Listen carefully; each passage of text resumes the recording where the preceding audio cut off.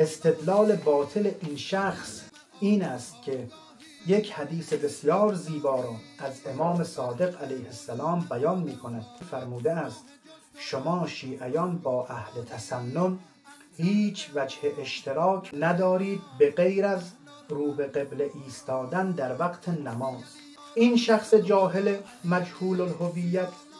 با دستاویز قرار دادن این حدیث میگوید این فحشی که من داده ام به خلیفه چهارم اهل تسنن داده ام، نه به امام اول شیعیان. چقدر این شخص جاهل و نادان است، اصلا نمیفهمد که منظور امام صادق قرآن ناطق بحر حقایق علیه السلام این است که ای شیعیان اعتقادات شما با اعتقادات اهل تسنن فرق دارد، نه اینکه ما در تاریخ 2 امام علی علیه السلام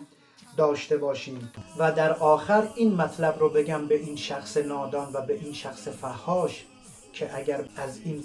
نجاستی که خوردید توبه نکنید و در حضور همه اعلام نکنید و به اون دنبال کنندگان خودت که مانند یک بت